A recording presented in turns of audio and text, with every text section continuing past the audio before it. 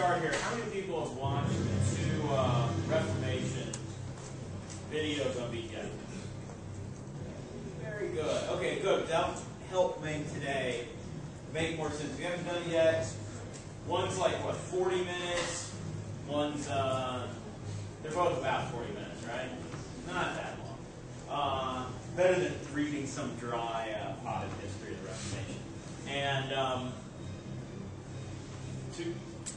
for this class, you really need a firm understanding of the Protestant Reformation, because so much of what happens here in England in the 16th and 17th centuries is fueled by that initial protest, there you go, the word, Protestantism, by Martin Luther in 1517. It will radically alter the face of Europe in general and England in particular. And today we're going to look at how England goes Protestant. It's a fitful and at times difficult process. It's by no means a foregone conclusion. Even by the end of the 16th century, there is still a very large number of people in the country who are not Protestant, who maintain the old ways, the traditional religion, who practice the religiosity of their fathers, grandfathers, great-grandfathers, and great-great-grandfathers. England is by and large a conservative country, and while a minority vociferously will embrace Protestantism in the 16th century, they are a minority. By the 17th century, Catholicism, for a variety of reasons that we'll talk about in the next lecture, has withered on the vine. And you have Protestantism itself breaking into sects, into rival camps between the more conservative and the more radical, between those who support the status quo and people like the so-called Puritans, who end up in Plymouth in 1620, or a few of them do, who won a more thoroughgoing Protestant Reformation. But in order to get there, we have to start with a monarch. With the year 1509 and the coronation of Henry VIII. Henry is 18 years old. Excuse me. His father, Henry VII, had won the crown in battle. In 1485, he had defeated and killed Richard III of Shakespearean infamy, and became Henry VII, the first of the Tudor dynasty. Henry is the second Tudor monarch. And 1509 is not only the year when his father dies and he becomes king, but it's also the year that he gets married to an older woman, the 24-year-old Catherine of Aragon. She's a fabulously rich Spanish princess. Her parents, you probably have heard of, Ferdinand and Isabel. What did Ferdinand and Isabel do that you learned in elementary school? Yes, sir. Christopher Columbus. Christopher Columbus. In 1492, Christopher Columbus sailed the ocean blue. Yes, that is the same Ferdinand and Isabel, parents of Catherine. And because of Columbus's belief that you could get to the Indies by going west, he runs into a whole new continent. Although he dies thinking he was actually off the coast of Japan, because he's not that bright. But what he does is discovered a literal silver mine for the Spanish monarchs. And Catherine is a fabulously wealthy bride. England at this point is a bit of a backwater. Spain is the emerging superpower. England is rather provincial.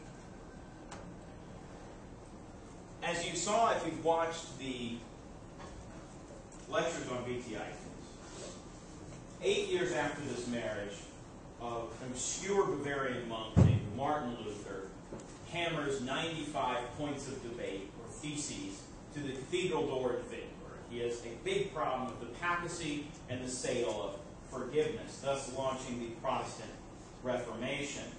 Henry is very conservative. It's very traditional.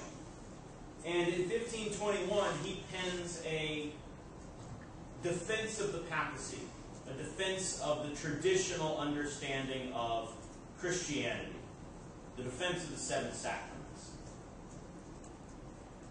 The Pope is so grateful for his assistance during this tumultuous time that he names Henry Defender of the Faith, Defensor Fidei in Latin. It's surprising then that such a traditional, conservative, Catholic monarch will be the one that takes England and puts it on the road to Protestantism. And the reason why is really not religious. It's dynastic. Because in 1525, Henry meets a younger woman, Anne Boleyn, maybe 24, maybe younger. We don't really know when she was born. She's very dodgy about the year of her birth. Henry is smitten for two reasons. One is almost certainly, let's be honest, sexual. The other is more political. His wife at this point, Catherine of Aragon, is no longer a young woman. She's 40 years old. She can no longer bear children. And during the 16 years of their marriage, they have only had one surviving child, a daughter, Mary. But a daughter's no good. Henry needs a male heir. His dynasty, the Tudor dynasty, is a new family in charge. There's never been a Queen of England. The thought of Mary inheriting his throne for the 16th century mind, this doesn't work. Unthinkable. But Catherine can't have children anymore. What's Henry to do? He's fallen in lust with this woman, Anne, a woman who occasionally promises him a future of sons, if they are to become man and wife. But the problem is, there's no divorce. The only way Henry can get out of his marriage to Catherine of Aragon is for the Pope to annul it. Annulment is not divorce. An annulment is a sheet of paper that says the marriage never existed. Thus, you are free to marry whomever you want. Only the Pope can grant this. And the Pope refuses to grant this. Catherine's parents are very, very powerful by 1525. The Pope is afraid of them, rightly so. There are Spanish armies in Italy. And so the Pope says, sorry, buddy, not going to happen. So Henry has a problem. He wants to get out of his marriage to Catherine and into a marriage with Anne. A marriage that Anne has promised will bear him many, many, many sons. The problem is solved from an unlikely source. A professor of theology at Cambridge named Thomas Cranmer will be introduced to Henry and Anne, and he will present them a solution to this seemingly insoluble problem. What you know, but who you know, we're told. In the case of Thomas Cranmer, it was both. When the divorce crisis began, Cranmer was an obscure theology don at Cambridge, where, along with his colleagues in the faculty, he probably preached from this very pulpit here in St. Edmund's Church. But in the summer of 1529, a chance meeting with two Cambridge acquaintances brought Cranmer to the notice of Henry and Anne. The consequences transformed Cranmer, his world and ours. For Henry, Cranmer said, had been going about the divorce in the wrong way. He'd been treating it as a legal matter, but it wasn't. It was moral. And in morals, the Bible supplied absolute answers of what was right and what was wrong. and there were experts who knew which was which. They were university theologians, like Cranmer himself. Only therefore let Henry consult the universities, and he would have a clear, unambiguous verdict in favour of the divorce, which even Rome and the Pope would have to recognise. As learned opinions swung in his direction, Henry became bolder.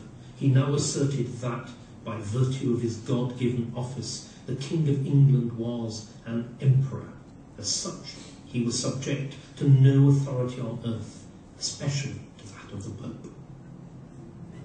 Once Henry had been the stoutest defender of papal authority, but that had changed with the problem of his divorce.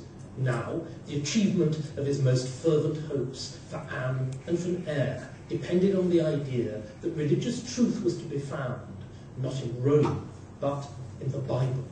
Rome instead was the obstacle that had delayed his divorce for 5 long years. It was the enemy that stood between him and Anne. But what of the Pope? Here again, the Bible spoke, for there were no popes in Scripture, but there were kings, and it was kings, Cranmer and his radical colleagues argued, who were God's anointed, ordained by him to rule his church on earth. The idea appealed to Henry's thirst for glory.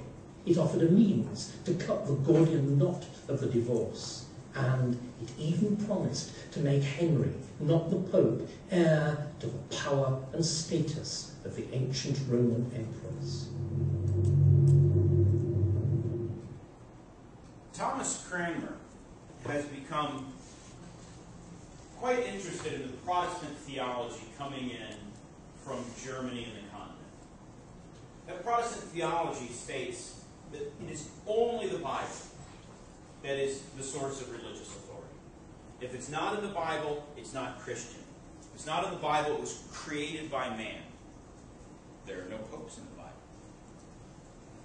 For people like Martin Luther, the only source of religious truth is biblical. And Cranmer approaches Henry and Anne and says, trying to get the Pope to annul this marriage is a waste of time because the Pope is illegitimate. There are no popes in the Bible. There are kings. You have the power yourself via this new Protestant theology, Henry, to get out of your marriage to Catherine and into a marriage with Anne. And the secret lies in the Bible, and specifically in the Old Testament. The secret lies in the Old Testament because I didn't tell you the whole story of Catherine of Aragon. Henry was not her first husband. She was married in 1501 to Henry's older brother, Arthur, who was meant to be King Arthur. But he died shortly after their wedding in 1502. They had no children. Henry's father, Henry VII, was not willing to let such a wealthy prize as Catherine merely return to Spain when his son Arthur died. He said to Catherine, why don't you stay around here? England's lovely after all. It's pretty much like Spain. And wait until my other son, Henry, grows up. He's 11 years old in 1502. Give him some time. He'll grow up, and then you can marry him. Amazingly, she agrees. And so in 1509, Catherine is married for a second time to a Tudor brother, this time to Henry. Now Cranmer tells Henry, sire, in the book of Leviticus, one of the books of law from the Old Testament, are 2 passages that are particularly important for your situation. The chapter 18, verse 16, thou shalt not uncover the nakedness of thy brother's wife. It is thy brother's nakedness. In chapter 20, verse 21, If a man shall take his brother's wife, it is an unclean thing. They shall be childless. Now, of course, Henry and Catherine had a child, but it's a girl, so it doesn't count. Cranmer argues that what Henry has done is immoral. Marrying his brother's wife is contrary to Holy Scripture, contrary to biblical law. Thus, the marriage between himself and Catherine is illegitimate. In 1533, things start to accelerate in this long struggle. On the 25th of January in 1533, Henry secretly marries Anne Boleyn. The following month, the man who, as David Starkey says, cut the Gordian knot, the professor of theology at Cambridge, Thomas Cranmer, becomes Archbishop of Canterbury. This is the highest office in the church in England, the Archbishop of Canterbury. It is a massive promotion for this, as David Starkey says, obscure professor of theology. In May, Archbishop Cranmer, as head of the Church of England, officially annuls the marriage to Catherine of Aragon. The argument is that the Pope has no authority. The Pope is not a biblical figure. Kings are biblical figures. There are kings. In fact, kings are granted by God in the Old Testament. Therefore, the man in charge in England is not the Pope. It's King Henry and his agent, the Archbishop of Canterbury, Thomas Cranmer. Therefore, in May, the marriage to Catherine is annulled. In June, Anne Boleyn is solemnly crowned Queen of England. Catherine has been cast aside. Her daughter Mary has been declared illegitimate. And then on the 7th of September, Elizabeth is born. Math is not my strong suit. February, March, April, May, June, July, August. Those 2 weeks. Why do things accelerate so quickly in 1533? She got pregnant. Anne Boleyn is a cagey figure. For 7 years, she resists Henry's advances, saying that she would not be his mistress, she would only be his wife. But it seems that in December at some point, that resistance ceased. She got pregnant. It was thus necessary to accelerate the matter of the king's marriages. Elizabeth was a massive disappointment, to say the least. Anne had promised over and over again that this child she was carrying was a son. The court astrologers had all told Henry, this is undoubtedly his son. There's no doubt, Your Highness, this is going to be his son. And it turned out to simply be the greatest monarch in English history. But nobody knew that at the time. Anne would have future pregnancies, none of which succeeded. Some stillbirths and miscarriages. In 1536,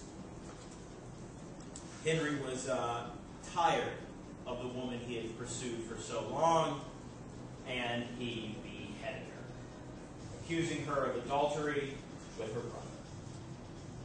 In her place, Henry had found a replacement. One of the ladies in waiting for Anne Boleyn, a much younger woman, Henry liked young women, named Jane Seymour. Jane Seymour did what Catherine and Anne could not do, and that is fulfill Henry's fervent wish for a male heir. In 1537, Edward was born. Unfortunately for Jane, as for many women in the pre-modern world, childbirth was her last mortal act. She died shortly thereafter from complications. Henry would marry 3 more times. 6 wives in all. After Jane came a German princess who had been called extraordinarily beautiful, ravishing woman. And when she arrived in England, Henry declared, "I like her not." She was quickly put away and given some money and made into the king's sister. Then came a possibly 17-year-old, maybe 18-year-old girl named Catherine Howard. Henry at this point was in his late 40s and probably weighed north of 300 pounds. Catherine Howard, not shockingly, did fool around behind Henry's back, and she got her head cut off. And then finally, Catherine Parr, a veritable nursemaid for the sickly Henry, was his last wife who survived him. So the women are survived, beheaded, died, survived, beheaded, divorced, beheaded, died, divorced, beheaded, survived. Fun little rhyme for Henry's 6 wives. In 1547, Henry dies. He's only 56 years old, but he is a mountain of a man. He is suffering terribly from gout and other maladies of morbid obesity, and he leaves behind the 10-year-old son, Edward.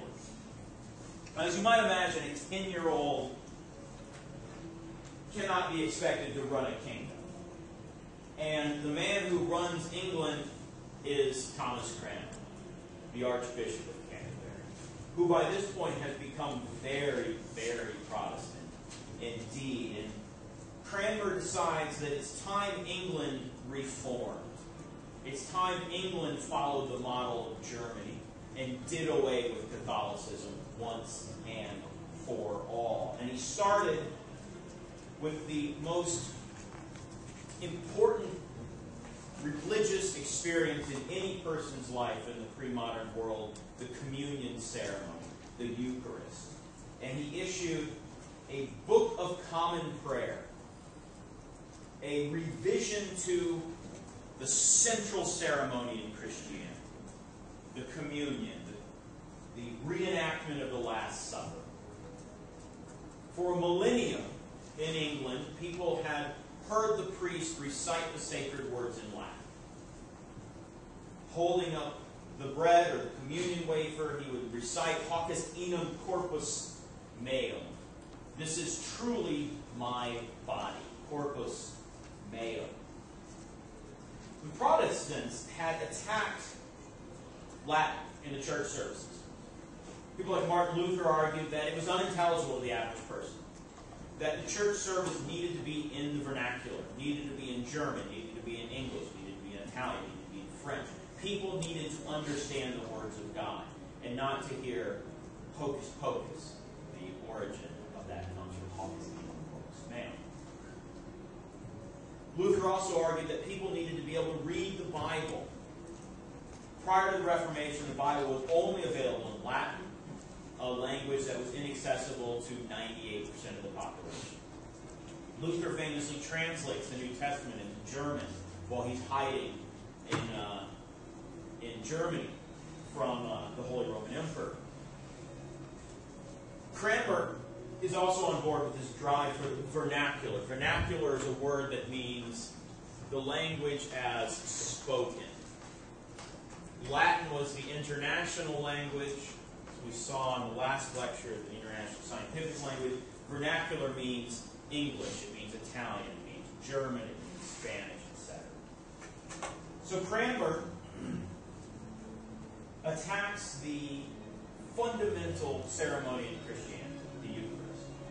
In the Catholic theology, when the priest says Hoc est inum corpus meum, the wafer transubstantiates. It morphs into the very body of Jesus. It's a supernatural transformation. Protestants, taking their lead from Martin Luther, argued that no, that doesn't happen. The communion is a commemorative ceremony. It is a remembrance of the Last Supper, but there is no supernatural event at end. There is no transubstantiation. And so Cranmer reformulates the communion ceremony and puts it into English. Take and eat this, the wafer, in remembrance that Christ died for thee, and feed on him in thy heart by faith with thanksgiving. Now I have underlined remembrance and by faith, and they're intact. By faith is the core of the Protestant challenge to Catholicism. In traditional Catholic theology, you have to do things to go to heaven. You have to perform good works, a pilgrimage, give money to a church, give money to charity. You have to do things, go to confession, perform penance, say prayers. You control the fate of your soul. Luther argued, this is detailed in the video lectures, Luther argued that we are horribly sinful, terrible things.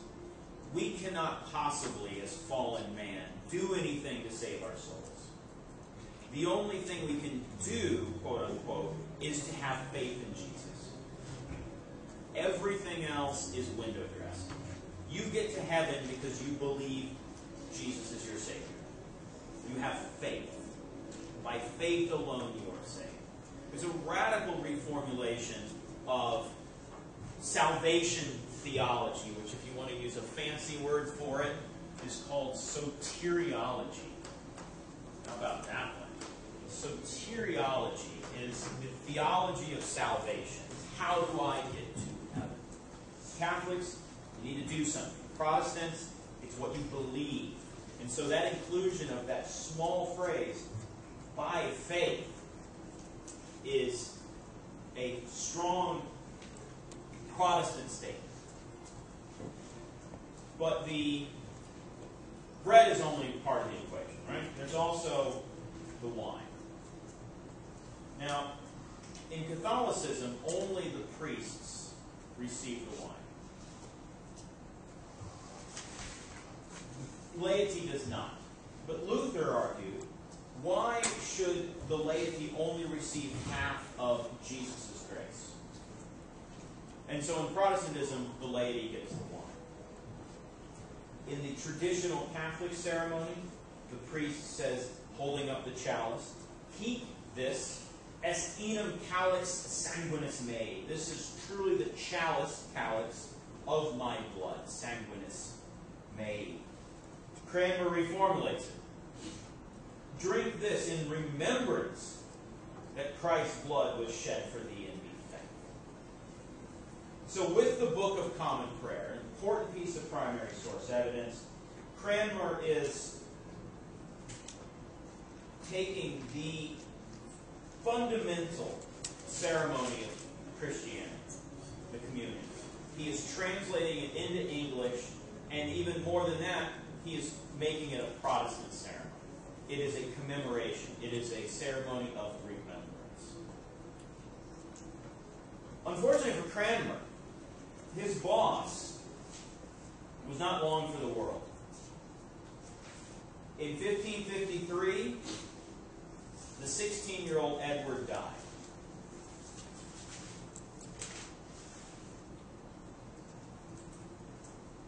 Most people were happy. England is a conservative place.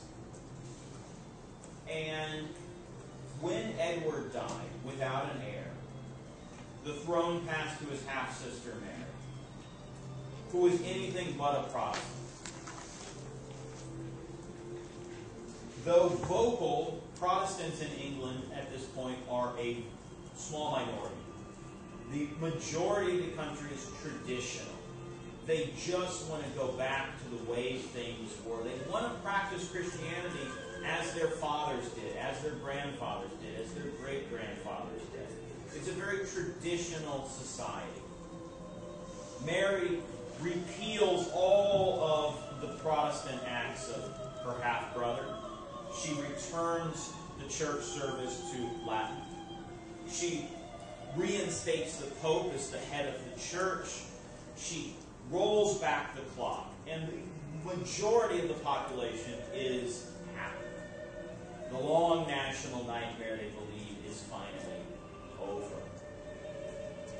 Mary, in the course of her reign, will execute some Protestants who refuse to go along with the return to the traditional order. In all, she executes about 300 Protestants, which sounds like a fairly large number, but compared to what's happening in Europe, there's civil war in France between Catholics and Protestants. Thousands and thousands are dying. There's civil war between Catholics and Protestants in Germany. So it's a relatively minor purge. But her particular target, not surprisingly, is the man who ruined her mother's marriage. In 1556, Archbishop Thomas Cranmer is burned at the stake.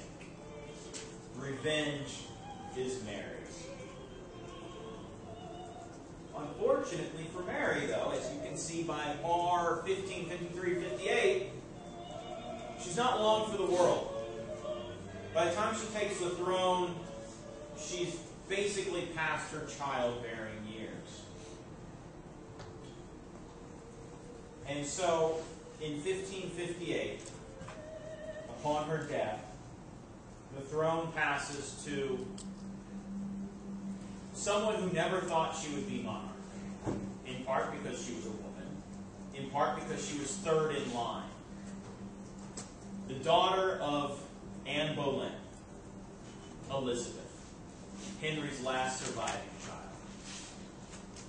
And unlike Edward, and unlike Mary, who ruled for 6 years and 5 years respectively, Elizabeth will rule for slightly longer. Almost the entire second half of the 16th century, Elizabeth will be the monarch. And Elizabeth is a Protestant. She's a moderate Protestant. She still retains some Catholic tendencies, if you will. She's a devotee of the Virgin Mary, for example. She recognizes that England is teetering on the edge of a civil war. Catholics and Protestants have seesawed back and forth over the previous decade, and things could spiral out of control. And so she proposes to Parliament an Act of Uniformity, creatively called the Act of Uniformity. And she addresses the House of Lords and says, "Where the death of our late sovereign Lord King Edward VI, there remains one uniform order of common service and prayer, the Book of Common Prayer, which is repealed and taken away by Act of Parliament in the first year of the reign of our late sovereign lady, Queen Mary, to the great decay of the due honor of God and discomfort to the professors of the truth of Christ's religion." She puts this act to a vote in the House of Lords.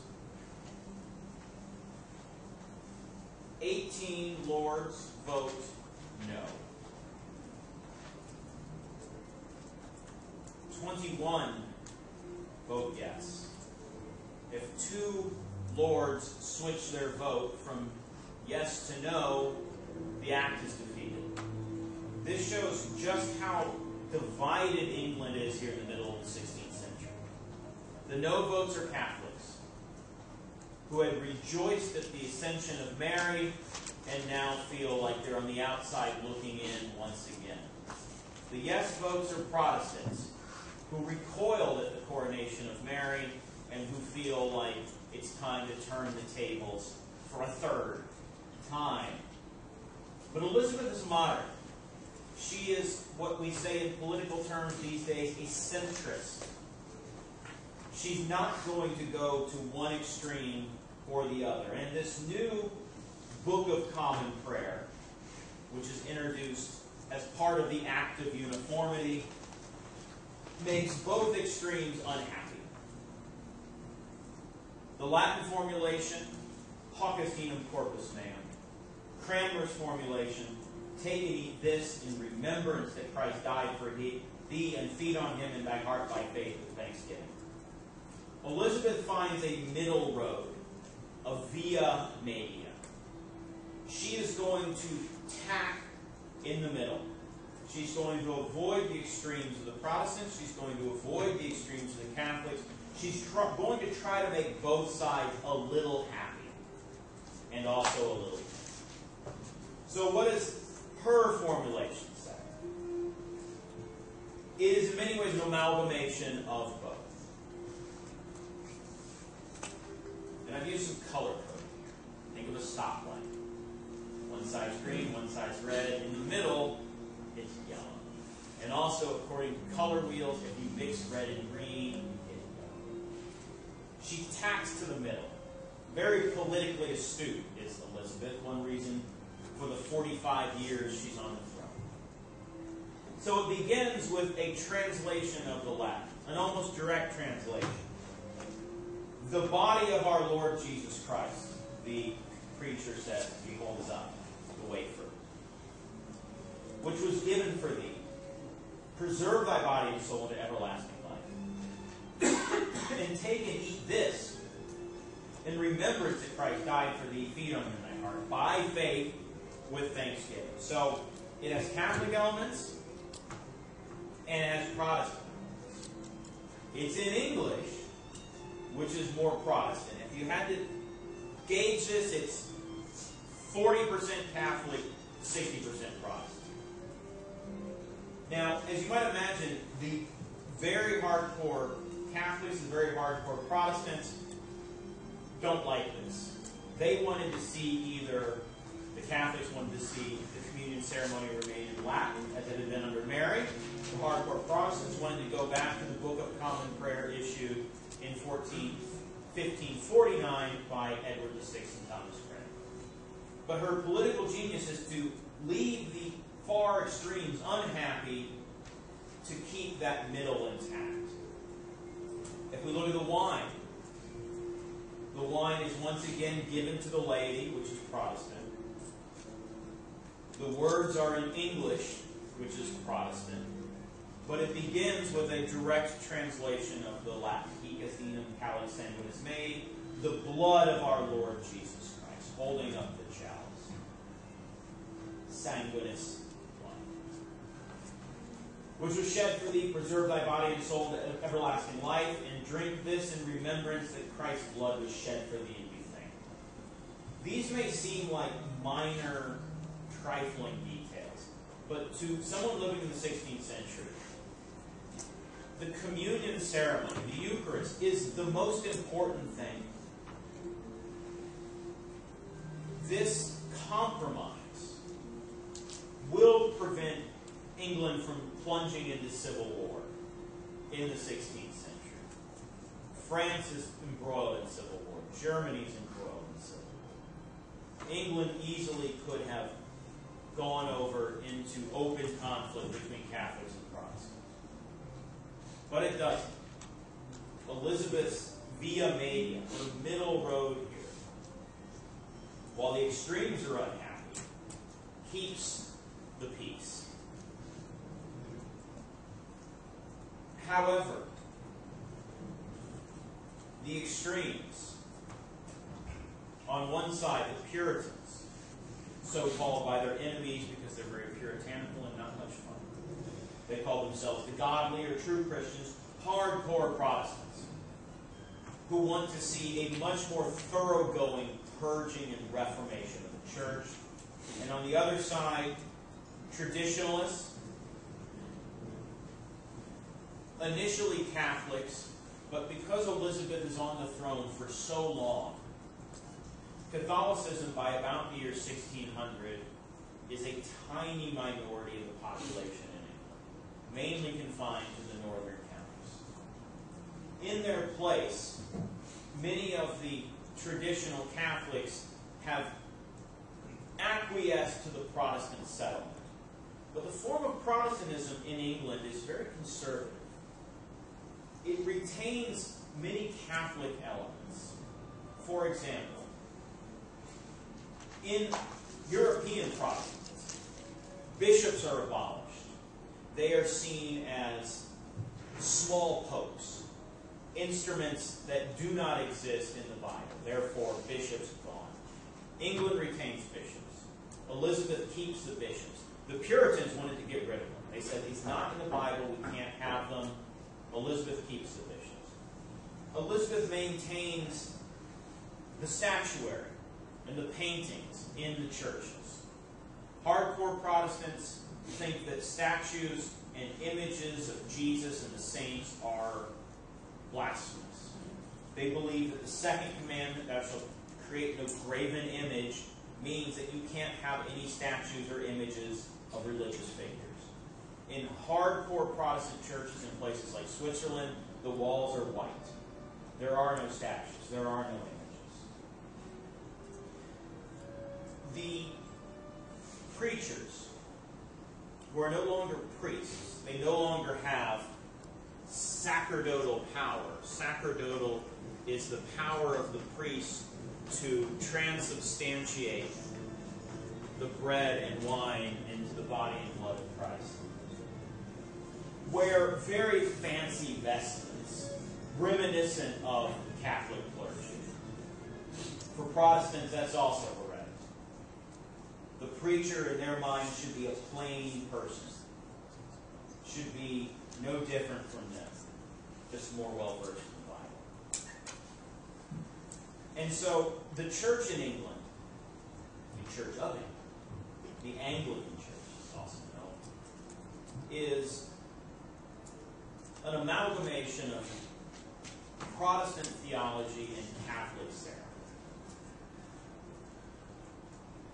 While this keeps the peace in the 16th century, as we're going to see in the 17th century,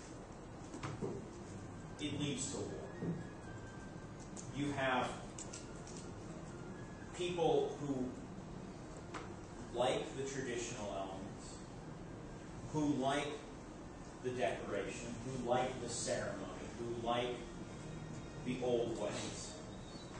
They're Protestants, but they're conservative Protestants. On the other end of the spectrum, you have people like the Pilgrims, who are so peeved at the religious settlement that they leave England, get kicked out of the Netherlands, amazingly, and end up in Plymouth, Massachusetts in 1620. It's these two groups that are going to fight the Civil War that we're going to see on.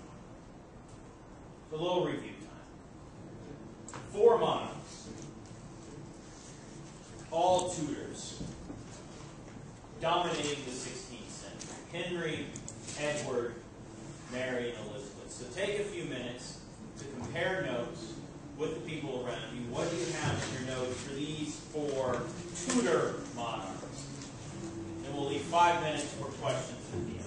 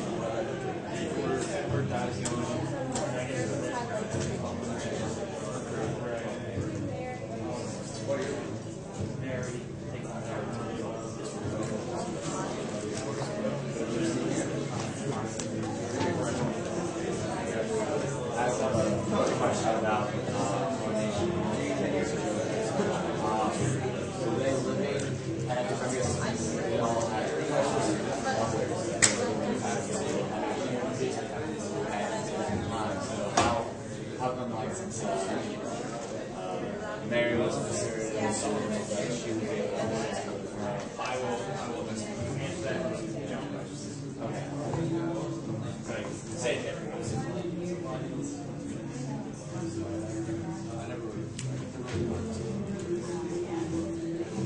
Alright, a question was asked about how did Mary become queen if she was illegitimate? It's a good question. In the early 1540s, before Henry died, he decided to reinstate his children. Elizabeth had also been declared illegitimate when he executed Elizabeth's mother. And with only the one heir, with only Edward, and it was readily apparent that Edward was not a healthy kid from a very early age, Henry decided that he needed to play all of his cards. And so he re-legitimated Mary and Elizabeth and set up an order of succession. It said, Edward's my heir, and then his kids. If he dies without children, which people believe is a very real possibility, and in fact happened, then the throne passes to Mary and her children. If she dies without children, also a possibility because she was getting older, then the throne passes to Elizabeth. And so the thing that Henry spent so much time trying to avoid comes to pass. His daughters become monarchs. And you might ask, well, I thought they said that women could become monarchs. A lot of people weren't happy about this. But the religious element shields them to a great degree. Mary is very popular because the majority of the country is still Catholic, and they are happy for the Catholic Restoration. They would have preferred a man to do it, but they'll take what they can get. The same thing is true of Elizabeth. The Protestants would have preferred a man to be their champion, but all things being equal, beggars can't be choosers. We'll take what we can get, and better a Protestant queen than a Catholic king. And so, although there's an immense amount of misogyny in the 16th century, and of course today, these two women are able to become the monarch. Any other questions? So if you have, oh yes.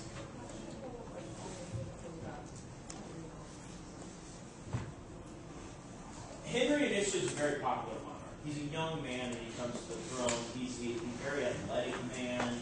He takes part in jousting tournaments. By the second half of his reign, quite unpopular. The turmoil that he visits upon the country, the upheaval through the marriages and through the changes in religion, rub a lot of people the wrong way. When he dies, he's not missed. Question? How did Mary and Elizabeth feel about their father's reign? They didn't like it. Not surprising. Elizabeth is 3 years old when her mother was executed. She never really knew her.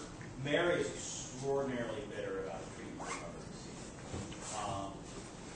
And rightly so. She didn't let that go. And she then executes the man who ruined her mother's marriage. So she got it pretty much. Any other questions? Time for one more question. Yes. Does the Church of England keep the sacerdotal idea? No. Okay.